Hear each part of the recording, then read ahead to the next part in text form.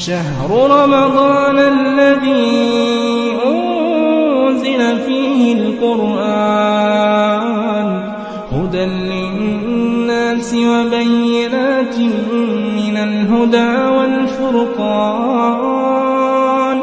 فمن شهد منكم الشهر فليصمه ومن كان مريضا أو على سفر فعدة من أيام أخر يريد الله بكم اليسر ولا يريد بكم العسر ولتكملوا العدة ولتكبروا الله على ما هداكم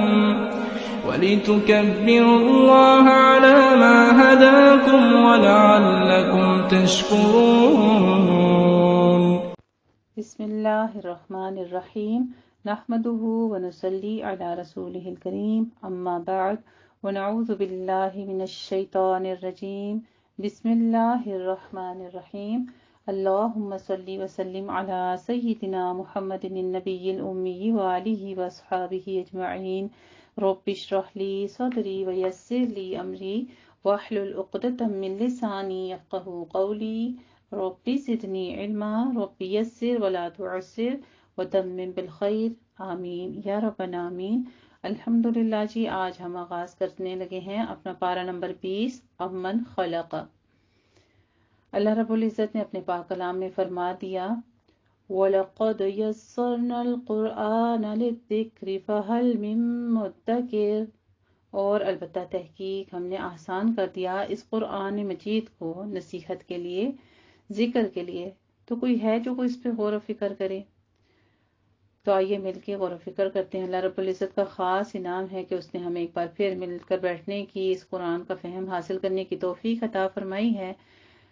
تو آج کا پارہ شروع کرنے سے پہلے بھی دعا کر لیتے ہیں. اللہم احسن عاقبتنا فی الامور کلیہا. اللہ ہمارے تمام کام کا آج ہم اس پارے کی نیت سے کرتے ہیں کہ اس پارے کا انجام بالخیر کرنا، بہت خوبصورت انداز میں ہمیں اس کا فہم حاصل کرنے کی توفیق عطا فرمانا. رب یسر ولا تعسر وتمم بالخیر آمین یا ربنا آمین. سب سے پہلے میں پارہ 19 میں سے کچھ اہم نکات ہیں جو آپ کے ساتھ شیئر کرنا چاہوں گی. اس پارے سے جو بھی ہم نے فہم حاصل کیا، ہم نے یہ چیز سیکھی ہے کہ قرآن چھوڑنے میں جو چیزیں آتی ہیں ان میں سے ایک چیز یہ کہ قرآن کے ذریعے علاج نہ کرنا، یہ بھی شامل ہے. انسان اپنے دوست کے دین پر ہے تو ہر کوئی یہ دیکھے کہ اس کا دوست کون ہے، یعنی کہ ان لوگوں کے ساتھ وہ زیادہ تر وقت گزارتا ہے. انسان کی خوش قسمتی کے دروازے علم حاصل کرنے سے کھل جاتے ہیں، یعنی زندگی پرسکون، ذہن پرسکون اور پھر آخرت بھی بنتی رہتی ہے الحمدللہ. پھر ہم نے یہ بھی دیکھا کہ خالص توبہ گناہوں کو نیکیوں میں بدل دیتی ہے اور آخرت پر یقین انسان کو نیکی کی طرف رغبت دلاتا ہے. پھر ہم نے اس میں یہ بھی چیز دیکھی ہے کہ انسانوں اور جانوروں میں ایک بہت بڑا فرق یہ ہے کہ انسانوں کی زندگی میں بڑے بڑے مقاصد ہوتے ہیں، جبکہ جانوروں کی زندگی لگی بندی ہوتی ہے، بس کھانا پینا، بچے پیدا کرنا اور دنیا کے مزے کرنا اور بس.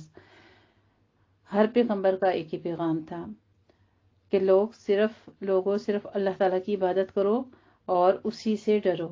ہر کام اپنی خواہش اور مرضی کا ہی کرنا، یہ خواہش کو الہ بنانا ہے، یعنی اپنی نفس کو، خواہش کو الہ بنانا ہے. قرآن سمجھنے کے لیے عربی زبان جاننا بہت ضروری ہے.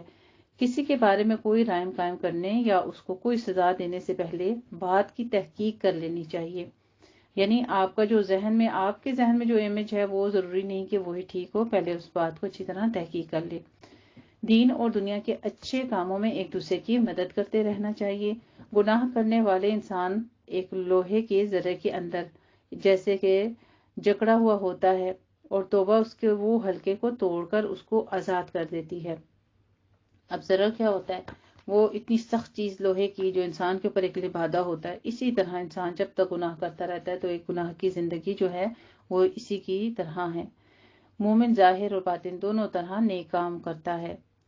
ظلم سے گھر برباد ہو جاتے ہیں اور نرمی سے گھروں میں خیر آتی ہے. عباد الرحمن کی چال بتائی گئی، عباد الرحمن کی بہت خوبصورت صفات بتائی گئی ہیں اس بارے میں، اور یہ بھی بتایا گیا کہ ان کی چال بڑی باوقار ہوتی ہے. یعنی آپ چلتے ہوئے بھی خوبصورت نظر آئیں تو رحمان کی خاص بندے نظر آنے چاہیے.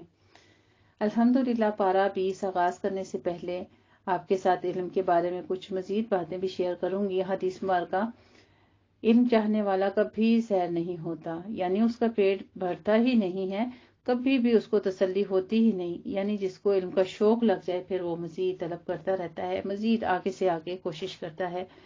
قل وقال رب زدنی علما۔ آپ صلی اللہ علیہ وسلم کو حکم کیا تھا، آپ صلی اللہ علیہ وسلم نے اسی طرح فرمایا، ہر جگہ پہ آپ کہا کرتے تھے جب بھی آپ مانگتے اضافہ کسی چیز میں تو وہ تھا علم۔ آپ کو قرآن مجید کی آیات مبارکہ میں حکم ہو چکا تھا، وَقُلْ رَبِّ زِدْنِی عِلْمًا۔ نبی کریم صلی اللہ علیہ وآلہ وسلم نے فرمایا وہ لوگ کبھی سیر نہیں ہوتے، علم کا سیکھنے والا اور دنیا کا چاہنے والا، یعنی دو اشخاص ایسے ہیں جن کی ہرس کبھی ختم نہیں ہوتی۔ ایک دنیا کا حریص، جتنی دنیا مل جائے وہ پھر اور کا طلبگار ہوتا ہے، اور دوسرا علم کا حریص جو کہ جتنا علم مل جائے وہ مزید اس کا طلب کرتا ہے۔ اب ہمیں یہ دیکھنا چاہیے کہ ہم ان دونوں میں سے کون ہیں، یعنی کیا ہماری خواہش علم حاصل کرنے کی زیادہ ہے، اس میں ہمیں زیادہ مزہ آتا ہے، اس کے لیے ہم محنت زیادہ کرتے ہیں، اس کے لیے اپنا مال لگاتے ہیں، اپنا وقت لگاتے ہیں، پھر صرف دنیا کا مال اکٹھا کرنے میں یا لگے رہتے ہیں؟ دونوں میں سے کیا چیز ہے ہمارے اندر؟ علم جذب کرنے والوں کی ایک خوبصورت مثال دی گئی ہے۔ ابو موسیٰ رضی اللہ تعالیٰ عنہ نبی کریم صلی اللہ علیہ وآلہ وسلم سے بیان کرتے ہیں، آپ صلی اللہ علیہ وآلہ وسلم نے فرمایا، اللہ نے مجھے ہدایت اور علم دے کر بھیجا ہے، اس کی مثال تیز بارش کی سی ہے جو زمین پر برسے۔ صاف اور عمدہ زمین تو پانی کو جذب کر لیتی ہے اور بہت سا گھاس اور سبزہ اگاتی ہے، جبکہ سخت زمین پانی کو روک لیتی ہے، پھر اللہ سے لوگوں کو فائدہ پہنچاتا ہے، لوگ خود بھی پیتے ہیں اور جانوروں کو بھی سیراب کرتے ہیں۔ اسی طرح سے اس کے ذریعے سے کھیتی باڑی بھی کرتے ہیں۔ کچھ بارش ایسے حصے پر پڑی جاتی ہے جو کہ صاف اور چٹیل میدان تھا، تو وہ نہ پانی کو روکتا ہے نہ سبزہ اگاتا ہے۔ یہی مثال ہے بس اس شخص کی جس نے اللہ کے دین میں سمجھ حاصل کی اور جو علم دے کر اللہ نے مجھے مبعوث کیا ہے اسے فائدہ ہوا، یعنی اس نے خود سیکھا اور دوسروں کو بھی سکھایا۔ اور یہی شخص کی مثال ہے جس نے سر تک نہ اٹھایا اور اللہ کی ہدایت کو قبول نہ کیا جو میں دے کر بھیجا گیا ہوں۔ یعنی یا تو اس نرم زمین کی طرح بن جائیے جو پانی کو اپنے اندر جذب کر کے گھاس چارہ اگاتی ہے اور لوگوں کے لیے خوبصورتی کا باعث بن جائیے اور فائدے کا باعث بن جائیے۔ جو کچھ وہ اگاتی ہے اس سے لوگ فائدہ بھی اٹھاتے ہیں، یہ ایک ایسی زرخیز زمین ہے جو دوسروں کے لیے بھی مفید ہوتی ہے اور اپنا بھی آپ فائدہ اٹھاتی رہتی ہے۔ یا یہ کہ اس چٹیل میدان کی طرح جو کچھ پانی روک لیتا ہے انسان اور جانور اس سے پیتے ہیں اور فائدہ اٹھاتے ہیں، اگرچہ وہ زمین خود زیادہ فائدہ نہیں اٹھاتی لیکن دوسروں کو فائدہ دینے والی ہے۔ لیکن وہ زمین جس پر پانی پڑے اور وہ بہہ ہی جائے، یعنی نہ اس کے اندر جا رہا ہے نہ وہ کسی اور کو کچھ فائدہ دے رہا ہے، تو پھر اس کی مثال کیا ہے کہ نہ وہ خود فائدہ اٹھائے نہ کسی اور کو دے، تو وہ زمین ناپسندیدہ ہے۔ اللہ رب العزت ہم سب کو سرسبز و زرخیز زمین میں سے شامل فرما لے، جو کہ نرم مٹی ہوتی ہے، وہ خود بھی زرخیز ہوتی ہے اور دوسروں کو بھی اس سے فائدہ پہنچتا ہے۔ تو ہمیں دیکھنا چاہیے کہ ہم ان میں سے کس چیز پر بیٹھے ہوئے ہیں، کیا ہم خود بھی فائدہ اٹھا رہے ہیں اور دوسروں کو بھی پہنچا رہے ہیں، یا صرف دیکھ کر یہ سوچیے کہ ہم دوسروں کو ہی سکھاتے اور خود عمل نہیں کرتے، یا یہ کہ نہ خود سیکھتے ہیں اور نہ کسی کو سکھاتے ہیں۔ تو اللہ سبحانہ تعالیٰ ہمیں سب کو سب سے زیادہ نفع دینے والی زمین کی مانند ہی کر دے، آمین یا رب العالمین۔ جی ہم پڑھ رہے ہیں سورۃ النمل، پارہ 20، سورہ نمل آیت نمبر 60 سے آغاز ہوگا ہمارے پارے کا، جس کی تفسیر میں کل آپ سے مختصر خلاصہ کے طور پر بیان کر چکی ہوں۔ آیت نمبر 60 سے ہمارے پارے کا آغاز ہوگا تو اللہ سبحانہ تعالیٰ کائنات کی نشانیوں کے ذریعے اپنی الوہیت کو، اپنے الہ ہونے کو ثابت فرما رہے ہیں کہ اصل میں معبود ہی ہے، عبادت اسی کی ہونی چاہیے، اور جس نے ان سب چیزوں کو پیدا کیا، جس نے آسمان و زمین بنائے اور آسمانوں کی مخلوقات بنائی اور زمین پر طرح طرح کی مخلوقات پیدا کی، پھر آسمان سے پانی برسایا، پھر اس کے ذریعے باغات اگائے جس میں طرح طرح کے پھل پھول، یہ سب کچھ تمہارے بس میں نہ تھا۔ کیا آسمان بنانا کسی کے بس میں ہے؟ کیا زمین بنانا کسی کی ہمت میں ہے؟ یا زمین پر درخت اگانا اگر اللہ نہ اگانا چاہے تو؟ بہت دفعہ ایسا ہوتا ہے کہ ہم درخت لگاتے ہیں، سارے اسباب بھی مہیا ہوتے ہیں لیکن درخت بڑھتے ہی نہیں، جل جاتے ہیں، تو وہی بڑھتے ہیں، وہی پھلتے پھولتے ہیں جن کو اللہ بڑھاتا ہے۔ تو یہ ساری چیزیں اس بات کی دلیل ہیں کہ صرف اللہ ہی خالق ہے، وہی مالک ہے، وہی رازق ہے، اس لیے وہی دراصل الہ بھی ہے اور وہی معبود بھی ہے، یعنی عبادت کا حق پھر صرف اور صرف اسی کا ہے۔ کیا اللہ کے ساتھ کوئی اور بھی اس کام میں شریک ہے اس کا؟ نہیں، بلکہ یہ لوگ ناانصافی سے کام لے رہے ہیں کہ خالق تو وہ ہوں، رازق تو وہ ہوں، اور پھر انسان اس کو چھوڑ کر دوسروں کی عبادت کرے، غیروں کی عبادت کرے۔ تو یہ الہ کا لفظ جو ہے یہ بارہا بار دہرایا جائے گا ان آیات مبارکہ میں۔ الہ کا لفظ معبود کے معنوں میں آتا ہے۔ توحید کی ایک قسم توحید الوہیت ہوتی ہے، دوسری توحید ربوبیت ہوتی ہے، اور تیسری توحید اسماء و صفات ہوتی ہے۔ تو یہاں توحید الوہیت کو ثابت کیا جا رہا ہے، اور اس کا معنی ہوتا ہے کہ اللہ کو یکتا معبود بنانا۔ وَاعْبُدُوا اللَّهَ وَلَا تُشْرِكُوا بِهِ شَيْئًا، جیسا کہ سورہ نساء آیت نمبر 36 میں اس کی تفسیر بیان کی گئی ہے، اور اس بات کو اچھی طرح یاد رکھنا چاہیے کہ اللہ کے سوا کوئی الہ نہیں ہے، تمہارا الہ ایک ہی الہ ہے، اس کے سوا کوئی اور معبود نہیں، وہ نہایت مہربان بڑا رحم فرمانے والا ہے۔ تو جو خالق ہے وہی دراصل عبادت کا بھی مستحق ہوتا ہے۔ مشرکین مکہ اللہ کو خالق تو مانتے ہیں، لیکن اللہ کے سوا دوسروں کو بھی شریک ٹھہراتے ہیں، یعنی اوروں کو بھی اپنی عبادت میں شریک کر لیتے ہیں، ان کے نام کی نذر و نیاز وغیرہ بھی چڑھاتے ہیں، اور ان کے آگے سجدے بھی کرتے ہیں، ان سے دعائیں بھی مانگتے ہیں۔ تو اسی لیے رسول اللہ صلی اللہ علیہ وآلہ وسلم نے آ کر سب سے پہلے اس بنیادی خرابی کو دور کیا کہ جب انسان کا یہ عقیدہ درست ہو جاتا ہے تو میرا پیدا کرنے والا ایک اللہ ہے، تو پھر اس کی ساری توجہات اس کی طرف ہوتی ہے، پھر اسی کی وہ بات مانتا ہے، اسی کی طرف وہ زمین پر چلتا پھرتا اور جیتا ہے۔ تو اس لیے جب تک انسان کا عقیدہ درست نہ ہو توحید انسان کے اندر راسخ نہیں ہو سکتی، اس وقت تک اس کا اخلاق، اس کی عبادات، اس کے معاملات اور اس کا باقی طرز زندگی درست نہیں ہو سکتا۔ تو یہ وہ بنیادی بیج ہے جس پر اسلام کے درخت کی خوبصورتی کا انحصار ہے، یعنی باقی جتنے بھی پھل پھول وغیرہ لگتے ہیں وہ اس کے بعد ہی لگتے ہیں۔ تمام انبیاء کرام کی بنیادی دعوت یہی رہی ہے، اور نبی کریم صلی اللہ علیہ وآلہ وسلم کی بنیادی دعوت بھی یہی تھی۔ اور ہم جب دین کی تعلیم دیں، تبلیغ کریں، تو لوگوں کے اندر سب سے پہلے اسی الوہیت کے سبق کو پکا کریں کہ سچے دل سے اللہ کو اپنا الہ مانیں، کیونکہ اسی کی وجہ سے انسان آخرت میں نجات پائے گا، اور اگر اللہ کے سوا دوسروں کی طرف وہ متوجہ ہوتا ہے تو یہ چیز انسان کے اندر بے چینی بھی پیدا کرتی ہے، اور آخرت میں اس کا انجام بھی بھیانک ہوگا۔ آگے ہم آیت نمبر 61 سے آغاز کریں گے انشاءاللہ تعالیٰ اپنے پارے کا۔ تو آئیے پہلے اپنے اس پارے کا جو ہمارا انشاءاللہ تعالیٰ پہلے آغاز ہو چکی ہے سورہ نمل، آج ہم اس کا رکوع آگے سٹارٹ کرتے ہیں امن خلق سے۔ ٹھیک ہے، آیت نمبر ہماری جو ہے یہاں پہ آغاز ہوگی 60۔ اعوذ باللہ من الشیطان الرجیم، بسم اللہ الرحمن الرحیم، امن خلق السماوات والارض وانزل لکم من السماء ماء فأنبتنا به حدائق ذات بهجة ما كان لكم أن تنبتوا شجرها أإله مع الله بل هم قوم يعدلون۔ یہی تذکرہ آپ بارہا بار سنیں گے اللہ رب العزت کا أإله مع اللہ۔ انشاءاللہ یہ آیات مبارکہ کافی بار اس صورت میں آئی ہیں، اور جہاں جہاں آئے گی تو پوری غور و فکر کرنی ہے کہ اللہ سبحانہ تعالیٰ کا مقصد کیا ہے اس سوال کے بارے میں، اور کیا بتانا مقصود ہے۔ کیا ان سارے کاموں میں اللہ کے ساتھ کوئی اور الہ بھی شریک ہے؟ تو ہم شرک کرتے ہیں، انسان کے اندر اگر اور کسی قسم کا شرک نہ بھی ہو تو نفس اس کا جو ہے وہی انسان کا شریک بن جاتا ہے اللہ کے ساتھ۔ تو یہاں پہ اللہ رب العزت جب سوال کریں گے تو اپنے اندر ضرور دیکھیے گا کہ کوئی ایسے احکام جو اللہ کے ہیں وہ ماننے کی بجائے ہم اپنے نفس کی بات، اپنے اندر کی بات مانتے ہیں، یا اس پر اللہ کی بات کو ترجیح دیتے ہیں۔ اگر آج سے پہلے ہمارے اندر ایسی بات تھی کہ ہم اپنے نفس کو حاوی کر لیتے تھے اللہ کے حکموں کے آگے، تو آج اس سوال کا جواب دیتے رہیے گا پھر کہ کیا ایسا ہے؟ پھر اس بات کی نفی ہم نے خود کرنی ہے انشاءاللہ تعالیٰ کہ نہیں، جہاں ہمارا معبود ہے جو اس کا حکم ہے ہم نے صرف اس کے حکموں کی پیروی کرنی ہے، اپنی زندگی کو انشاءاللہ تعالیٰ ایسے گزارنا ہے۔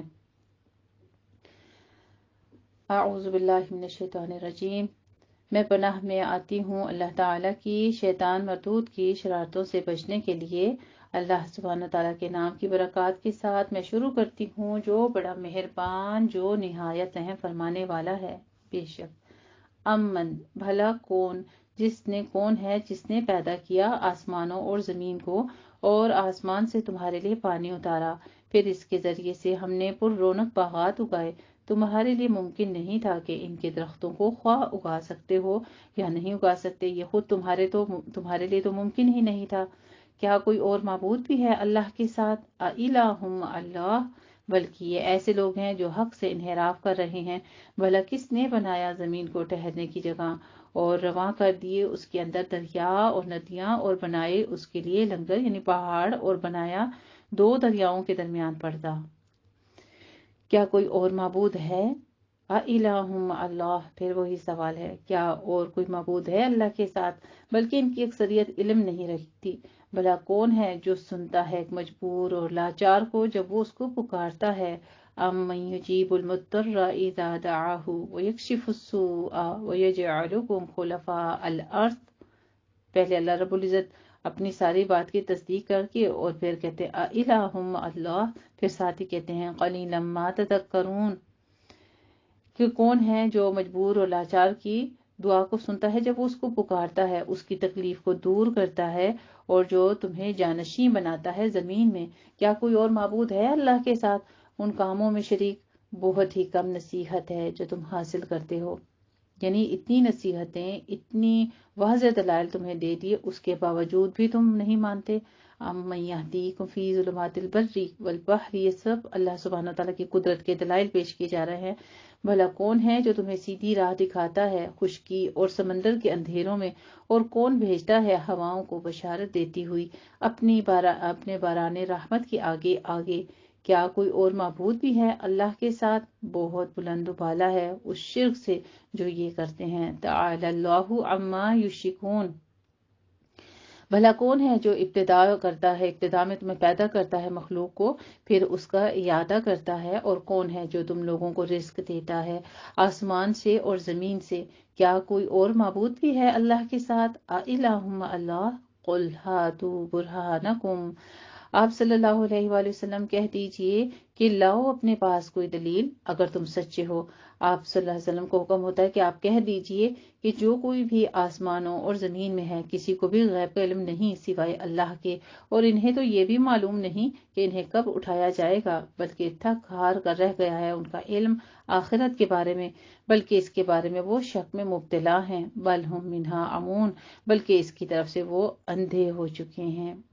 وقال الذین کفروا، اور ان لوگوں نے کہا جو کافر ہیں، وہ کیا کہا کرتے تھے کہ کیا جب ہم اور ہمارے آباء و اجداد مٹی ہو جائیں گے تو کیا ہم پھر سے نکال لیے جائیں گے؟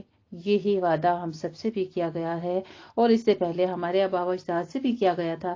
یہ کچھ نہیں مگر پہلے لوگوں کی کہانیاں ہیں، یعنی اس کو صرف سٹوری سمجھ کے بس اگنور کر دیتے وہ لوگ۔ قل سیروا فی الارض فانظروا کیف کان عاقبۃ المجرمین، اللہ سبحانہ تعالیٰ نے زمین پہ غور و فکر کرنے کے لیے چلنے پھرنے کا حکم دیا ہے، سیر و سیاحت کے لیے نہیں کہا یہاں پہ۔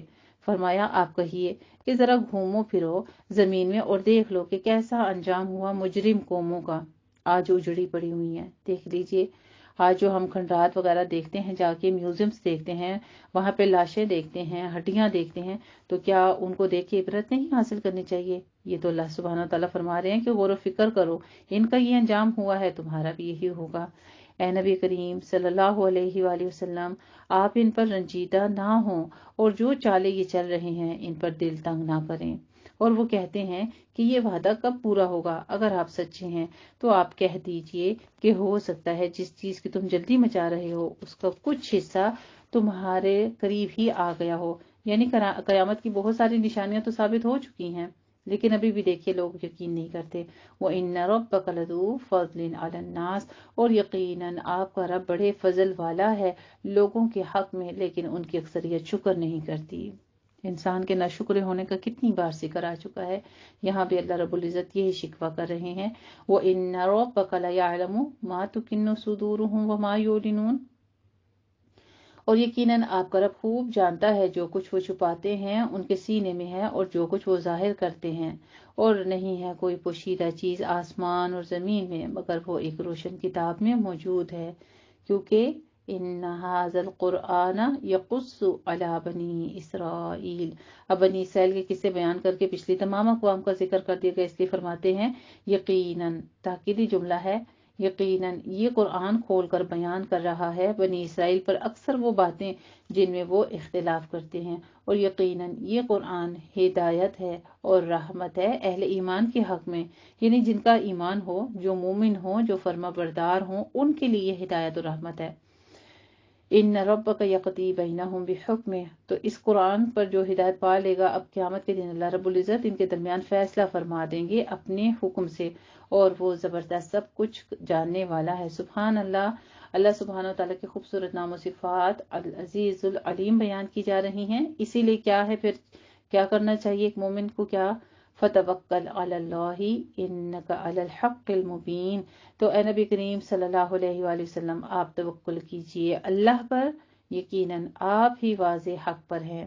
البتہ آپ مردوں کو نہیں سنا سکتے، اور نہ آپ بہروں کو اپنی پکار سنا سکتے ہیں جبکہ وہ پیٹ پھیر کر چل پڑیں، اور نہ ہی آپ اندھوں کو ان کی گمراہی سے پھیر کر راہ پر لانے والے بن سکتے ہیں۔ آپ نہیں سنا سکتے مگر صرف انہیں کو جو ہماری آیات پر ایمان رکھتے ہیں اور وہ فرما برداری کی روش اختیار کرتے ہیں، اور جب ان پر ہماری بات واقع ہو جائے گی تو ہم نکالیں گے ان کے لیے زمین سے ایک جانور جو ان سے کلام کرے گا کہ لوگ ہماری نشانیوں پر یقین نہیں رکھتے تھے۔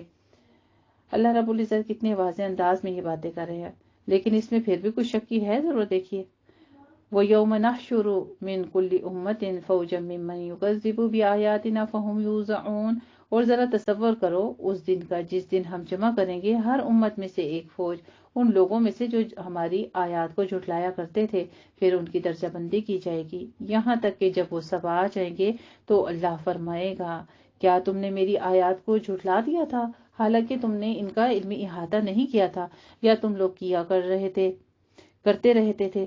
اور واقعی ہو جائے گی ان پر بات، اس لیے کہ وہ ظلم کے مرتکب ہوئے تھے، چنانچہ وہ بول نہیں سکیں گے، یعنی اس دن تو منہوں پر مہر لگ جائے گی۔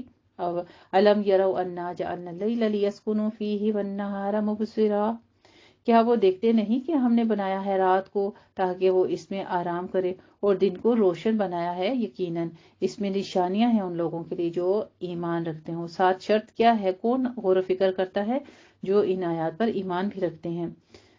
اور جس دن سور میں پھونکا جائے گا تو گھبرا اٹھیں گے وہ سب جو آسمان اور زمین میں ہیں، یعنی آسمان کے فرشتے بھی اور زمین پر بھی جتنی مخلوق ہے، جنات ہیں، حشرات ہیں، نباتات ہیں، ہر ایک مخلوق جو ہے وہ گھبرا اٹھے گی، وہ سب جو آسمان اور زمین میں ہے سوائے ان کے جنہیں اللہ محفوظ رکھنا چاہے، اور سب حاضر ہو جائیں گے اس کے آگے عاجزی کے ساتھ۔ اور تم پہاڑوں کو دیکھتے ہو اور سمجھتے ہو کہ وہ خوب جمے ہوئے ہیں، اور اس دن وہ چلیں گے جیسے بادل چلتے ہیں، یہ اللہ کی کاراگری ہے جس نے ہر چیز کو محکم بنا دیا ہے، یقیناً وہ ہر اس چیز سے باخبر ہے جو تم کر رہے ہو۔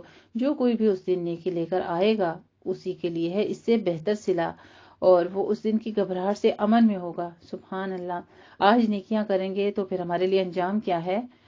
سکون سے موت بھی آئے گی، دنیا میں بھی اللہ رب العزت ان نیکیوں کو حسنات بنا دیتے ہیں، ہمارے لیے مزید اضافہ کر دیتے ہیں 10 گنا بڑھا کے، اور قیامت کے دن ایک تو ان نیکیوں کا اجر دیا جائے گا، اور دوسرا اس دن خوف نہیں ہوگا ان کے اوپر، ان کو گھبراہٹ نہیں ہوگی، وہ مطمئن دل کے ساتھ اٹھیں گے۔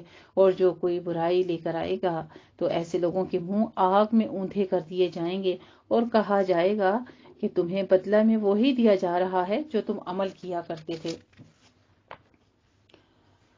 تو دیکھو، مجھے تو یہی حکم ہوا ہے کہ میں بندگی کروں اس شہر کے رب کی جس نے اسے محترم قرار دیا ہے، اور اسی کے اختیار میں ہے ہر چیز، اور مجھے حکم ہوا ہے کہ میں شامل ہو جاؤں اس کے فرما بردار بندوں میں، اور یہ کہ میں تلاوت کروں قرآن کی، تو جو کوئی ہدایت پائے گا وہ اپنے ہی بھلے کے لیے ہدایت پائے گا، اور جو کوئی گمراہی کی روش اختیار کرے گا تو آپ صلی اللہ علیہ وآلہ وسلم کہہ دیجئے کہ میں تو صرف خبردار کرنے والا ہوں، اور آپ کہہ دیجئے کہ تمام کی تمام حمد و ثنا اللہ ہی کے لیے ہے، ان قریب وہ تمہیں اپنی آیات دکھائے گا تو تم انہیں پہچان لوگے۔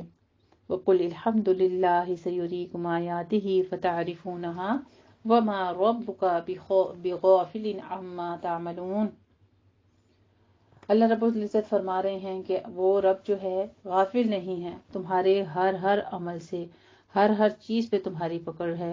ان آخری آیات کا اندازہ ایک اعلان کا سا ہے، اگرچہ اس اعلان کا آغاز لفظ قل سے نہیں ہو رہا، لیکن انداز یہی ہے کہ اے نبی کریم صلی اللہ علیہ وآلہ وسلم، آپ ڈنکے کی چوٹ پر یہ اعلان کر دیجئے، آپ ان پر واضح کر دیجئے کہ میں کسی بت، کسی دیوی یا کسی دیوتا کی پرستش کی بجائے صرف اس رب کی بندگی کرتا ہوں اور اسی کی بندگی کرتا رہوں گا جس نے بیت اللہ کو حرم ٹھہرایا ہے اور اس شہر کی سرزمین کو محترم قرار دیا ہے۔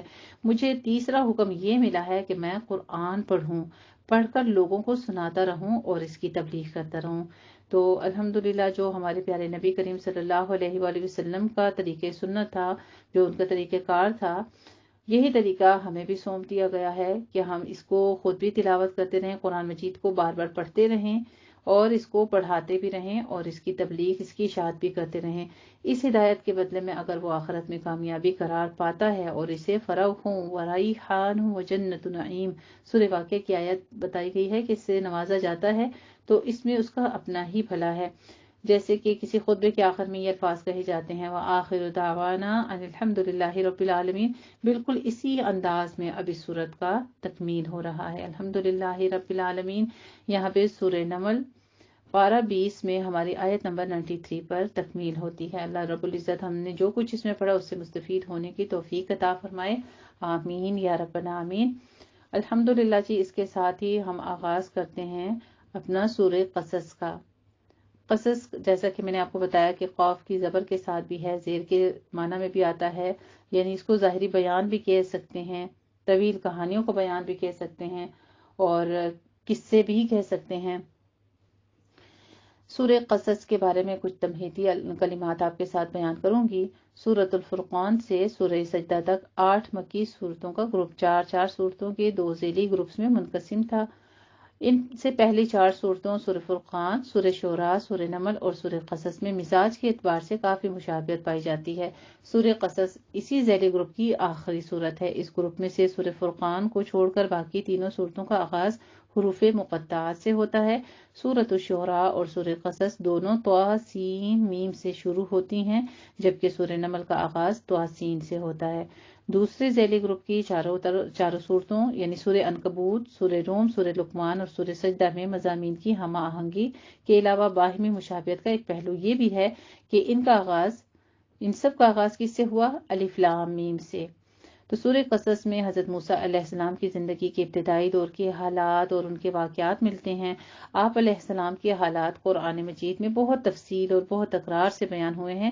ان حالات و واقعات کی تقسیم صورتوں کے حوالے سے اس طرح نظر آتی ہے کہ آپ علیہ السلام کی زندگی کے آخری دور کے حالات سورہ بقرہ اور سورہ اعراف میں بیان ہوئے ہیں۔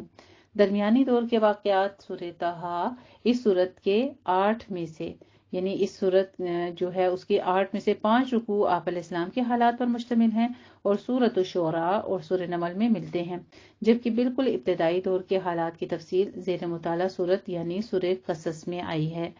قرآن کے اب تک کے مطالعے کے دوران ہم یہ واقعہ بار بار پڑھ چکے ہیں کہ حضرت موسیٰ علیہ السلام جب مدین سے مصر واپس آ رہے تھے تو آپ علیہ السلام کو راستے میں نبوت سے سرفراز فرمایا گیا ہے، لیکن آپ علیہ السلام مصر سے مدین کیسے پہنچے تھے یہ تفصیل اب ہمیں اس صورت میں ملے گی انشاءاللہ تعالی۔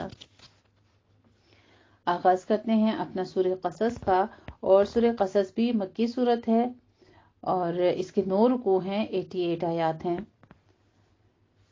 گویا کہ سورت کا آغاز حضرت موسیٰ علیہ السلام کے ذکر سے ہو رہا ہے، اس لیے یہاں پہ اب حضرت موسیٰ علیہ السلام کا ہی ذکر آغاز کی آیات مبارکہ میں آ رہا ہے۔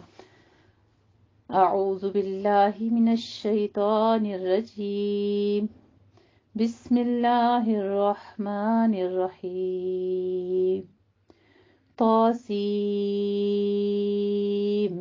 میم، تلک آیات الکتاب المبین، نتلو علیک من نبأ موسیٰ وفرعون بالحق لقوم یؤمنون۔ إن فرعون علا في الأرض وجعل أهلها شيعا يستضعف طائفة منهم يذبح أبناءهم ويستحيي نساءهم إنه كان من المفسدين۔ اللہ سبحانہ تعالیٰ کے نام کی برکات کے ساتھ میں شروع کرتی ہوں جو بڑا مہربان، جو نہایت رحم فرمانے والا ہے۔ طاسیم میم حروف مقطعات۔ تلک آیات الکتاب المبین، یہ کتاب روشن کی آیات ہیں۔ ہم سناتے ہیں آپ کو موسیٰ علیہ السلام اور فرعون کے کچھ احوال حق کے ساتھ، یعنی بالکل سچ سچ ان لوگوں کے لیے جو کہ ایمان لاتے ہوں۔ یقیناً فرعون نے بہت سرکشی کی تھی زمین مصر پہ، اور اس نے تقسیم کر دیا تھا اس کے باسیوں کو گروہوں میں۔ اس نے دبا رکھا تھا ان میں سے ایک ایک گروہ کو۔ وہ ان کے بیٹوں کو ذبح کر دیتا تھا اور ان کی عورتوں کو زندہ رہنے دیتا تھا۔ یقیناً وہ فساد مچانے والوں میں سے تھا، اور ہم نے ارادہ کیا کہ ہم احسان کریں ان لوگوں پر جو زمین میں دبا دیے گئے ہیں۔ اللہ رب العزت کا خاص انعام ہے جو لوگ اللہ پر ایمان لے آئیں تو پھر اللہ ان کو کیسے بلندیاں عطا فرماتا ہے۔ یہاں پہ ذرا غور کیجیے کہ اس قوم کا تذکرہ سنتے ہوئے کہ ان لوگوں کو اللہ نے احسان کر کے برتری دے دی جن کو دبا دیا گیا تھا، اور ہم نے چاہا کہ ہم انہیں امام بنا دیں اور انہی کو ہم وارث بھی بنائیں، اور ہم تمکن عطا کریں ان کو زمین میں، اور ہم دکھا دیں فرعون کو، حامان اور ان کے لشکروں کو وہ کچھ جس سے وہ ڈرتے تھے۔ اور ہم نے وحی کر دی موسیٰ علیہ السلام کی والدہ کو کہ تم اسے دودھ پلاتی رہو، اور جب تمہیں اس کے بارے میں اندیشہ ہو تو اسے دریا میں ڈال دینا، اور نہ خوف کھانا اور نہ تم رنجیدہ ہونا۔ اب ماں کا کتنا بڑا حوصلہ ہے، ماں صبر بھی کرتی ہے، بچے کو دریا میں ڈالتی ہے، لیکن یہ سب کچھ ویسے نہیں کر سکتی۔ ماؤں کے دل اتنے بڑے نہیں ہوتے۔ کہنا تو آسان ہے، سن کر اس بات کو صرف اگنور کرنا آسان ہے کہ اپنا بچہ اٹھایا تھا انہوں نے دریا میں ڈال دیا تھا، ایک صندوق میں ڈال کے۔ آپ خود سوچیں اگر کوئی وقت ایسا آ جائے کہ گھر میں ڈاکو چور آ جائیں اور آپ کو اوپر کھڑکی سے باہر بچانے کے لیے اپنے بچے کو کسی باکس میں بند کر کے پھینکنا پڑ جائے، کسی دریا میں بہانا پڑ جائے، کیسے کریں گے؟ کتنا بڑا عمل ہے۔ لیکن اللہ سبحانہ وتعالیٰ نے ان کی دل جمی کی تھی اور ان کے دل میں یہ القاء کر دیا تھا کہ تم خوف بھی نہ کھانا اور نہ تم رنجیدہ ہونا، ہم اسے لوٹانے والے ہیں تمہاری طرف اور اسے بنانے والے ہیں رسولوں میں سے۔ سبحان اللہ۔ فَالْتَقَطَهُ آلُ فِرْعَوْنَ لِيَكُونَ لَهُمْ عَدُوًّا وَحَزَنًا، تو اسے اٹھا لیا فرعون کے گھر والوں نے تاکہ وہ بن جائے ان کے لیے دشمن اور پریشانی کا باعث۔ یقیناً فرعون، حامان اور ان کے سب لشکر اپنی تدبیر میں خطا کار تھے، اور فرعون کی بیوی نے کہا کہ یہ آنکھوں کی ٹھنڈک ہوگا میرے لیے بھی اور تمہارے لیے بھی، تم اسے قتل مت کرو، کیا عجب ہے کہ یہ ہمیں کوئی فائدہ پہنچائے، یا ہم اسے بیٹا بنا ہی لیتے ہیں۔ یعنی اب اس نے فرعون کو بات یہ شو کی تھی کہ یہ تو بنی اسرائیل یعنی ہمارے علاقے میں تو نہیں ہے، یہ تو بچہ کہیں سے دریا میں ڈوبتا اسی طرح سے تیرتا ہوا آیا ہے۔ ان کے ذہن میں نہیں آیا کہ یہی وہ بچہ ہے جو ہماری موت کا، فرعون کے جس چیز کا فرعون کو بتایا گیا تھا، نجومیوں نے بتایا تھا یا جیسے بھی اس کو ہوا تھا کہ حضرت موسیٰ علیہ السلام کے بارے میں تذکرہ ان کو کر دیا گیا تھا کہ ایک بچہ ایسا ہوگا جو تمہاری موت کا سبب ہوگا۔ تو یہاں پہ ان کو ہی اللہ سبحانہ تعالیٰ نے کفالت کا ذریعہ بنایا، یہ بھی اللہ کا کتنا بڑا معجزہ ہوا۔ اور پھر یا ہم اسے بیٹا ہی بنا لیتے ہیں، بس وہ انجام سے بالکل بے خبر تھے۔ اور ادھر موسیٰ علیہ السلام کی ماں کا دل حوصلہ چھوڑ بیٹھا، قریب تھا کہ وہ اس راز کو ظاہر ہی کر دیتی کہ اگر ہم نے اس کے دل کو مضبوط نہ کر دیا ہوتا تاکہ وہ ہو جائے ایمان والوں میں سے۔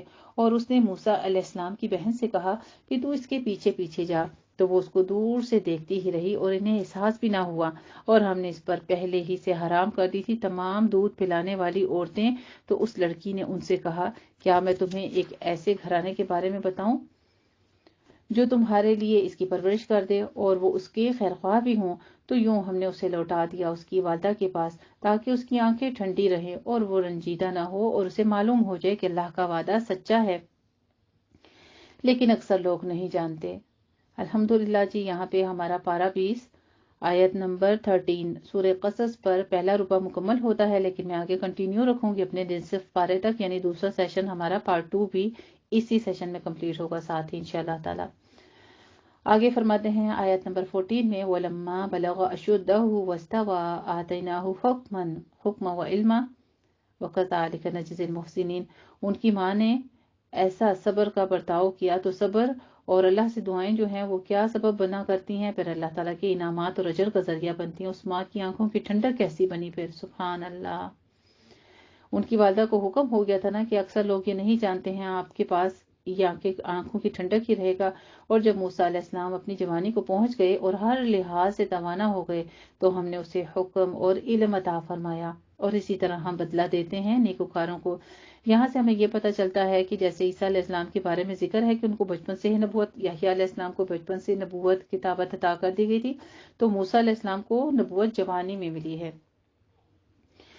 اور ایک روز وہ شہر میں داخل ہوا ایسے وقت جبکہ اس کے باسی غفلت میں پڑے سو رہے تھے، تو اس نے وہاں پایا دو اشخاص کو آپس میں لڑتے ہوئے، ایک اس کو اپنی قوم میں سے تھا اور دوسرا اس کے دشمنوں میں سے تھا۔ تو مدد مانگی موسیٰ علیہ السلام سے اس نے جو اس کے قوم میں سے تھے اس کے خلاف جو کہ اس کے دشمن کے قوم میں سے تھا، تو موسیٰ علیہ السلام نے اس کو ایک مکہ رسید کیا، یعنی جو دشمن قوم کا بندہ تھا اب اس نے بچانے کے لیے اپنی قوم کا جو بھائی تھا اس کو بچانے کے لیے دوسری قوم کے بندے کو جو کہ ان کے دشمن قوم میں سے تھا اس کو ایک مکہ رسید کیا اور اس کا کام تمام کر دیا۔ چونکہ جوشیلے تھے، کافی مضبوط تھا ان کا ہاتھ بھی، تو ایک مکہ ہی مارا، حالانکہ ارادتاً انہوں نے قتل نہیں کیا لیکن اسی طرح سے ناگہانی طور پر ان کے ہاتھ سے یہ قتل ہو گیا۔ انشاءاللہ تعالیٰ جو ہم قصص القرآن اپنا کورس کر رہے ہیں وہاں پہ حضرت موسیٰ علیہ السلام کا واقعہ جو ہے یہ پوری ڈیٹیل کے ساتھ ہے کہ کیسے ان کی ماں کو وحی ہوئی تھی اور اس وحی میں کیا کچھ بتایا گیا تھا۔ یہ تمام واقعہ مزید ڈیٹیل کے ساتھ آپ جانیے گا قصص القرآن میں حضرت موسیٰ علیہ السلام کے قصے میں۔ ابھی یہاں ہم مختصر ترجمے کے ساتھ اپنے پارے کو تکمیل کریں گے انشاءاللہ تعالیٰ۔ فرماتے ہیں قال ھذا من عمل الشیطان، جب موسیٰ علیہ السلام سے یہ عمل ہو گیا یہ دیکھتے ہی وہ پکار اٹھے کہ یہ تو شیطان کا عمل ہے، یقیناً وہ دشمن ہے کھلا گمراہ کرنے والا۔ عرض کیا اے میرے پروردگار، ربی انی ظلمت نفسی فاغفر لی فغفر لہ انہ هو الغفور الرحیم۔ دعا کر دی، ساتھی انسان تھے نا، آدم علیہ السلام کی اولاد تھے، اپنی غلطی کا فوراً اقرار کر لیا۔ اے میرے پروردگار، میں نے تو اپنی جان پر ظلم کر لیا، میں اپنی جان پر ظلم کر بیٹھا ہوں، بس تو مجھے بخش دے۔ تو اللہ سبحانہ تعالیٰ نے اسے بخش دیا، یقیناً وہ بڑا بخشنے والا ہے، رحم فرمانے والا ہے۔ اللہ سبحانہ تعالیٰ کی خوبصورت نام و صفات غفور الرحیم بیان کی جا رہی ہیں۔ اس نے کہا پروردگار بس اب اس احسان کے جو تو نے مجھ پر کیا ہے میں عہد کرتا ہوں، اب میں کبھی مددگار نہیں بنوں گا مجرموں کا۔ تو اس نے صبح کی شہر میں اس کیفیت میں کہ وہ خوف زدہ تھا اور چوکنا بھی تھا، تو اچانک اس نے دیکھا کہ جس شخص نے کل اس سے مدد مانگی تھی وہی آج پھر اس سے فریاد کر رہا ہے۔ موسیٰ علیہ السلام نے اس سے کہا کہ معلوم ہوتا ہے تم ہی ایک کھلے ہوئے شریر آدمی ہو۔ پھر جب اس نے پکڑنا چاہا اس کو جو ان دونوں کا دشمن تھا، وہ چیخ اٹھا اے موسیٰ، کیا تم مجھے بھی قتل کرنا چاہتے ہو؟ جس طرح تم نے کل ایک شخص کو مار ڈالا تھا، تو صرف تم یہ چاہتے ہو کہ تم اس ملک میں بڑے جابر بن جاؤ اور تم نہیں چاہتے کہ تم اصلاح کرنے والوں میں سے ہو جاؤ۔ اور ایک شخص آیا شہر کے آخری کنارے سے دوڑتا ہوا، اس نے کہا اے موسیٰ، ایان حکومت تمہارے بارے میں مشورہ کر رہے ہیں کہ تمہیں قتل کر دیں، تو تم یہاں سے نکل جاؤ، میں تمہارے خیر خواہوں میں سے ہوں۔ تو وہ نکلا وہاں سے ڈرتے ڈرتے بڑا چوکنا ہو کر، اور اس نے دعا کی قال ربی نجنی من القوم الظالمین۔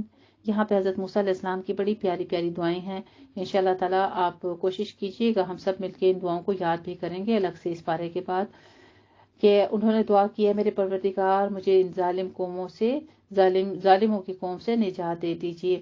وَلَمَّا تَوَجَّهَ تِلْقَاءَ مَدْيَنَ قَالَ عَسَىٰ رَبِّي أَن يَهْدِيَنِي سَوَاءَ السَّبِيلِ۔ اور جب اس نے مدین کی طرف رخ کیا اس نے کہا امید ہے میرا رب سیدھے راستے کی طرف میری رہنمائی کر دے گا۔ اور جب وہ مدین کے کنویں پر پہنچا اور اس نے اس پر لوگوں کے گروہ کو اپنے جانوروں کو پانی پلاتے ہوئے پایا، اور اس نے ان سے الگ دو عورتوں کو دیکھا جو اپنے جانوروں کو روکے کھڑی تھیں۔ اس نے کہا آپ دونوں کو کیا معاملہ ہے؟ انہوں نے کہا کہ ہم اپنے جانوروں کو پانی نہیں پلا سکتی جب تک چرواہے اپنے جانور نکال نہ لے جائیں، اور ہمارے والد بہت زیادہ بوڑھے ہیں۔ فَسَقَىٰ لَهُمَا ثُمَّ تَوَلَّىٰ إِلَى الظِّلِّ فقال ربی انی لما انزلت الی من خیر فقیر۔ پھر ایک اور دعا آتی ہے حضرت موسیٰ علیہ السلام کی، تو موسیٰ علیہ السلام نے ان دونوں کے لیے پانی پلا دیا، پھر سائے کی طرف پھر آیا اور اس نے دعا کی، پروردگار جو خیر بھی تو مجھے جھولی میں ڈال دے، میں اس کا محتاج ہوں۔ بہت خوبصورت دعا ہے، پڑھتے رہا کریں، دن بھر میں کوشش کیا کریں، بار بار چلتے پھرتے دعا کیا کریں، ربی انی لما انزلت الی من خیر فقیر۔ اتنے میں اس کے پاس ان دو میں سے ایک لڑکی شرم و حیا کے ساتھ چلتی ہوئی آئی۔ اس نے کہا میرے والد آپ کو بلا رہے ہیں تاکہ وہ بدلہ دیں آپ کو اس کا جو آپ نے ہمارے لیے پانی پلایا۔ تو جب موسیٰ علیہ السلام اس کے پاس آیا ہے تو اس نے اسے اپنا سارا قصہ سنایا۔ اس نے کہا کہ اب ڈرو نہیں، تم نجات پا چکے ہو ظالموں کی قوم سے۔ ان دونوں میں سے ایک نے کہا ابا جان آپ ان کو ملازم رکھ لیں، یقیناً یہ بہترین آدمی ہے، جسے آپ ملازم رکھیں وہی ہو سکتا ہے، اور طاقتور بھی ہو اور امین بھی ہو۔ اس نے موسیٰ علیہ السلام نے کہا کہ میں چاہتا ہوں کہ اپنی ان دونوں بیٹیوں میں سے ایک کا نکاح تمہارے ساتھ کر دوں، اس شرط پر کہ تم 8 سال تک میری ملازمت کرو، پھر اگر 10 سال پورے کر دو تو یہ تمہاری طرف سے ہے، اور میں تمہاری مشقت میں ڈالنے کی کوئی ارادہ نہیں رکھتا ہوں۔ ستجدنی انشاء اللہ من الصالحین۔ اب موسیٰ علیہ السلام کا رد عمل دیکھیے، انشاءاللہ تم مجھے نیک آدمی پاؤ گے۔ موسیٰ علیہ السلام نے کہا ٹھیک ہے، یہ بات میرے اور آپ کے درمیان طے ہو گئی، ان دونوں میں سے جو مدت بھی میں پوری کر دوں گا تو مجھ پر کوئی زیادتی نہ ہو، اور جو کچھ اس وقت ہم کہہ رہے ہیں اللہ اس پر وکیل ہے، یعنی اللہ کارساز ہے۔ اللہ پر چھوڑ دیا نا، یعنی محنت اپنی کر رہے تھے لیکن اللہ کو بیچ میں وکیل بنا لیا، اپنا کارساز بنا لیا۔ فلما قضى موسى الاجل وسار باهله، تو جب موسیٰ علیہ السلام نے وہ مدت پوری کر دی اور وہ اپنے گھر والوں کو لے چلے تو اس نے کوہ طور پہاڑ کے ایک جانب ایک آگ دیکھی۔ اس نے اپنے گھر والوں سے کہا کہ تم لوگ یہیں ٹھہرو، میں نے ایک آگ دیکھی ہے، شاید میں وہاں سے تمہارے لیے کوئی خیر کی خبر لے آؤں یا اس آگ سے کوئی انگارہ نہیں لے آؤں تاکہ تم تاپ سکو۔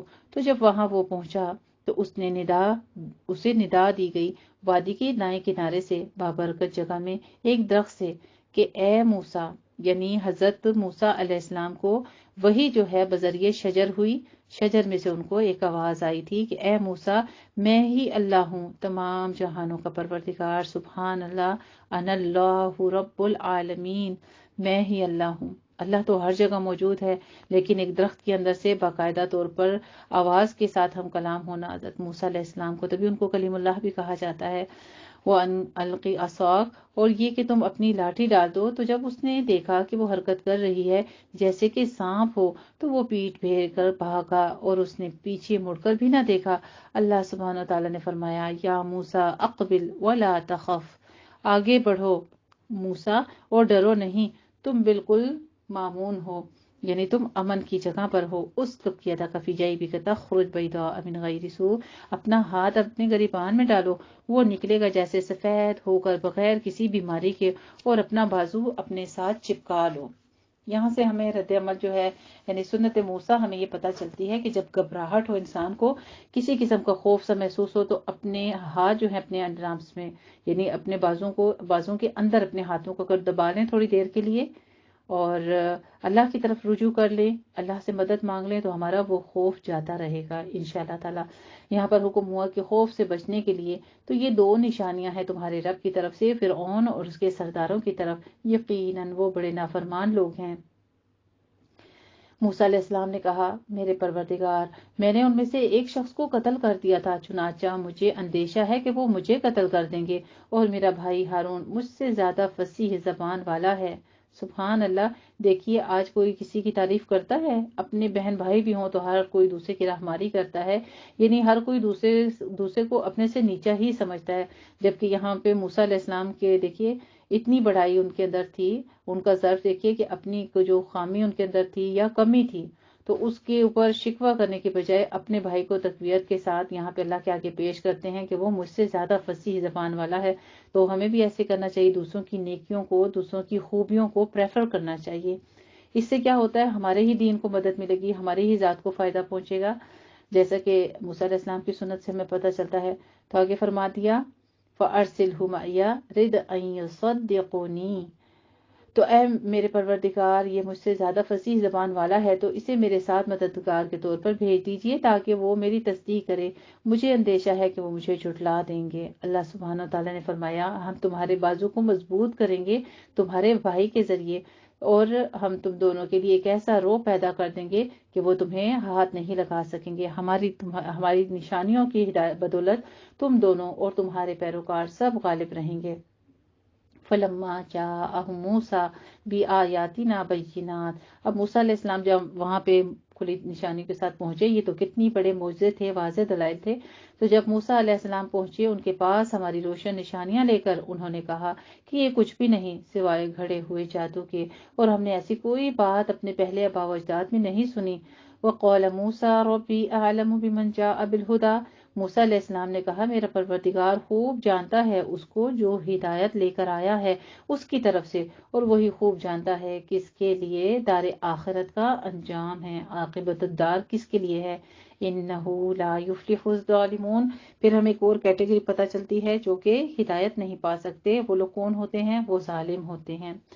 اور پھر اور نے کہا اے درباریو، میں تو اپنے سوا تمہارے لیے کسی معبود کو نہیں جانتا، تو اے حامان ذرا تم میرے لیے مٹی کی اینٹوں کو آگ سے پختہ کرو اور پھر میرے لیے اونچا محل بنواؤ تاکہ میں جھانک سکوں موسیٰ کے الہ کو، اور میں تو سمجھتا ہوں کہ وہ جھوٹا ہے، اور زمین میں ناحق تکبر کیا اس نے بھی اور اس کے لشکروں نے بھی، اور انہوں نے سمجھا کہ وہ ہماری طرف لوٹائے نہیں جائیں گے، اور ہم نے پکڑ لیا اس کو بھی اور اس کے لشکروں کو بھی، پھر ہم نے پھینک دیا انہیں سمندر میں، تو دیکھ لو کیسا انجام ہوا ظالموں کا۔ یعنی عاقبت کیا ہے ظلم کرنے کی، اللہ کو معبود نہ ماننے کی، اللہ کی ذات کی نفی کرنے کا انجام کیا ہوتا ہے کہ ایسی جگہ ڈال دیے جاتے ہیں جہاں پہ کوئی ان کے لیے خیر نہیں ہوتی، دنیا میں بھی انجام ان کا بد ہوتا ہے اور آخرت میں بھی ان کے لیے آگ ہے۔ وَجَعَلْنَاهُمْ أَئِمَّةً يَدْعُونَ إِلَى النَّارِ، اور ہم نے بنا دیا ہے انہیں امام آگ کی طرف بلانے والا، اور قیامت کے دن ان کی کوئی مدد نہیں کی جائے گی، اور ہم نے ان کے پیچھے لعنت لگا دی ہے اس دنیا میں بھی، اور قیامت کے دن وہ بہت ہی برے حال والوں میں سے ہوں گے۔ وَلَقَدْ آتَيْنَا مُوسَى الْكِتَابَ مِن بَعْدِ مَا أَهْلَكْنَا الْقُرُونَ الْأُولَىٰ أَبْصَارَ، اب یہاں پہ دیکھنے والوں کے لیے، بصیرت والوں کے لیے آگاہی ہوتی ہے، اور ہم نے موسیٰ علیہ السلام کو کتاب عطا فرمائی اس کے بعد کہ ہم نے پہلی جماعتوں کو ہلاک کر دیا تھا۔ یہ کتاب لوگوں کی آنکھیں کھولنے کے لیے تھی اور ہدایت اور رحمت بھی تھی تاکہ وہ نصیحت حاصل کریں۔ اور اے نبی کریم صلی اللہ علیہ وآلہ وسلم، آپ تو موجود نہیں تھے اس پہاڑ کے غربی جانب جب ہم نے موسیٰ علیہ السلام کی طرف حکم بھیجا تھا، ورنہ آپ صلی اللہ علیہ وآلہ وسلم ان لوگوں میں شامل تھے جو وہاں حاضر تھے، لیکن ہم نے پیدا کی بہت سی نسلیں تو ان کے اوپر ایک لمبی عمر بیت گئی، اور نہ ہی آپ صلی اللہ علیہ وآلہ وسلم اہل مدین کے درمیان مقیم تھے کہ ان کو ہماری آیات پڑھ کر سناتے، بلکہ یہ تو ہم ہیں رسولوں کو بھیجنے والے، اور نہ آپ صلی اللہ علیہ وآلہ وسلم اس وقت طور کے پاس موجود تھے، یعنی کوہ طور کے پاس بھی آپ موجود نہیں تھے جب ہم نے موسیٰ علیہ السلام کو پکارا تھا، بلکہ یہ سب رحمت ہے آپ صلی اللہ علیہ وآلہ وسلم کی رب کی طرف سے، تاکہ آپ اس قوم کو خبردار کریں جس کی طرف آپ سے پہلے کوئی خبردار کرنے والا نہیں آیا، شاید کہ وہ نصیحت حاصل کریں۔ اب یہاں پہ تذکرہ ہو رہا ہے عرب کی طرف جہاں پہ آپ صلی اللہ علیہ وسلم مبعوث ہوئے، تو دیکھیے کہ کیا فرمایا جا رہا ہے کہ شاید ایسا لگ رہا تھا اس وقت بھی آپ صلی اللہ علیہ وسلم کا انکار اس طرح کر رہے تھے، ایسا لگتا تھا جیسے ان کے پاس پہلے کوئی نبی آیا ہی نہیں ہے، اور یہ ہم نے اس لیے کیا کہ کہیں ایسا نہ ہو کہ جب انہیں کوئی مصیبت پہنچے ان کے کرتوتوں کے سبب، مصیبتیں کب پہنچتی ہیں؟ برے کرتوتوں کی وجہ سے، ساتھ میں اللہ سبحانہ وتعالیٰ سبب بتا رہے ہیں، تو یہ کہیں کہ اے ہمارے پروردگار، تو نے کیوں نہ بھیجا ہماری طرف کوئی رسول کہ ہم تیری آیات کی پیروی کرتے اور یا ایمان لے آتے، ایمان والوں میں سے ہو جاتے، لیکن جب ان کے پاس ہماری طرف سے حق آ گیا تو کہنے لگے کہ ان رسول کو تو وہی کچھ نہیں دیا گیا جو کچھ موسیٰ کو دیا گیا تھا، تو جو کچھ پہلے موسیٰ علیہ السلام کو دیا گیا تھا کیا لوگوں نے ان کے ساتھ کفر نہیں کیا تھا؟ انہوں نے کہا تھا کہ یہ تو جادو ہے، ایک دوسرے کے مددگار ہیں، تو انہوں نے کہا کہ ہم دونوں اس چیز کا انکار کرتے ہیں۔ قُلْ فَأْتُوا بِكِتَابٍ مِّنْ عِندِ اللَّهِ، جب موسیٰ علیہ السلام کی قوم نے ان دونوں کا انکار کر دیا اور کہا کہ ہم تم دونوں کا انکار کرتے ہیں، تو آپ صلی اللہ علیہ وسلم کو حکم ہوتا ہے کہ آپ کہیے کہ پھر لاؤ کوئی ایسی کتاب اللہ کے پاس جو ان دونوں سے زیادہ ہدایت والی ہو، میں اس کی پیروی کروں گا اگر تم سچے ہو۔ پھر اگر یہ لوگ آپ صلی اللہ علیہ وسلم کی بات قبول نہ کریں تو جان لیں کہ یہ لوگ صرف اپنی خواہشات کی پیروی کر رہے ہیں، اور اس شخص سے بڑھ کر کون گمراہ ہوگا جو اپنی خواہشات کی پیروی کر رہا ہو۔ ان اللہ لا یہدی القوم الظالمین، اللہ کی طرف سے ہے، کسی ہدایت کے بغیر جو بھی انسان ہوتا ہے، یقیناً اللہ ایسی ظالم قوم کو ہدایت نہیں دیتا۔ استغفر اللہ العظیم۔ پھر وہی ایک ایسی کیٹیگری کا پتہ چلتا ہے جن کو اللہ ہدایت نہیں دیتا، کون؟ جو حق کو سامنے دیکھتے ہوئے رد کر دیتے ہیں۔ اللہ ایسوں کو ظالم کہہ رہا ہے جو شرک کرتے ہیں، اللہ کی آیات کا انکار کر دیتے ہیں، نبی کا انکار کر دیتے ہیں، تو وہ کون ہیں؟ وہی ظالم قوم ہیں۔ وَلَقَدْ وَصَّلْنَا لَهُمُ الْقَوْلَ لَعَلَّهُمْ يَتَذَكَّرُونَ، اور ہم نے لگاتار بھیجا ان کے لیے اپنا کلام تاکہ یہ نصیحت اخذ کریں۔ جن لوگوں کو ہم نے اس سے پہلے کتاب دی تھی وہ اس قرآن پر ایمان رکھتے ہیں، اور جب یہ قرآن انہیں پڑھ کر سنایا جاتا ہے تو وہ کہتے ہیں کہ ہم اس پر ایمان لائے، یقیناً ہمارے رب کی طرف سے حق ہے، ہم تو اس سے پہلے ہی مسلم تھے۔ یہ وہ لوگ ہیں جنہیں ان کا اجر دیا جائے گا 2 مرتبہ، بسبب ان کے اس کے بھی کہ وہ ثابت قدم رہے اور بھلائی کے ذریعے سے برائی کو دفع کرتے رہے، یعنی ہٹاتے رہے، اور جو کچھ ہم نے انہیں دیا ہے اس میں سے وہ خرچ بھی کرتے ہیں۔ یہ وہی صفات ہیں جو کہ پہلا پارہ ہمارا آغاز ہوا تھا، اور سورہ بقرہ کے آغاز میں متقین کی، مومنین کی، اولئک هم المفلحون کی صفات بیان کی گئی تھی۔ یہاں بھی وہی ہے کہ جو صبر کرتے ہیں اور نیکیوں کے ساتھ برائیوں کو دور کرتے ہیں، اور اپنے رب نے جو جو رزق دیا اس میں سے وہ خرچ کرتے ہیں۔ وہ اذا سمعوا اللغو۔ اچھا جی، آیت نمبر 51 پر ہمارا نصف ہو چکا ہے، میں یہ رکوع تکمیل کروں گی انشاءاللہ تعالیٰ تاکہ تسلسل قائم رہے۔ وَإِذَا سَمِعُوا اللَّغْوَ أَعْرَضُوا عَنْهُ، اور جب انہوں نے لغو باتیں سنی تو انہوں نے ان سے اعراض کیا اور کہا کہ ہمارے لیے ہمارے اعمال ہیں اور تمہارے لیے تمہارے اعمال ہیں، تم لوگوں پر سلام، ہم جاہلوں سے الجھنا نہیں چاہتے۔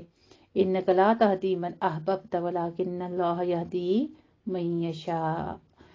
اے نبی کریم صلی اللہ علیہ وآلہ وسلم، آپ ہدایت نہیں دے سکتے جس کو آپ چاہیں، بلکہ اللہ ہدایت دیتا ہے جس کو وہ چاہتا ہے، اور وہ خوب جانتا ہے ہدایت پانے والوں کو۔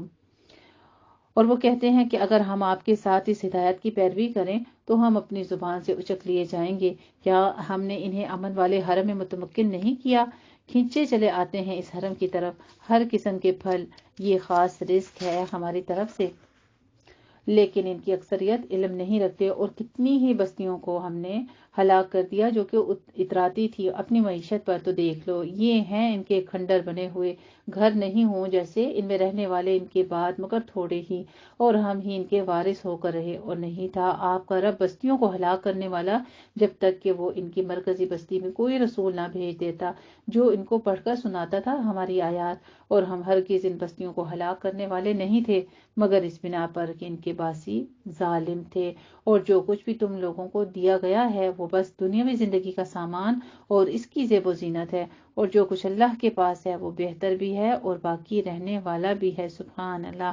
وما عند اللہ خیر وابقا، تو کیا تم لوگ عقل سے کام نہیں لیتے؟ یہ اللہ سبحانہ تعالیٰ اپنی تمام نعمتیں گنوانے کے بعد پھر سوال کیا کرتے ہیں؟ افلا تعقلون، پھر تم عقل سے کام نہیں لیتے؟ اللہ رب العزت ہم سب کو عقل سے کام لینے کی توفیق عطا فرمائے۔ جی یہاں پر ہمارا پارہ نصف جو ہے رکوع میں نے مکمل کروا دیا آیت نمبر 60 پر۔ جزاکم اللہ احسن الجزاء۔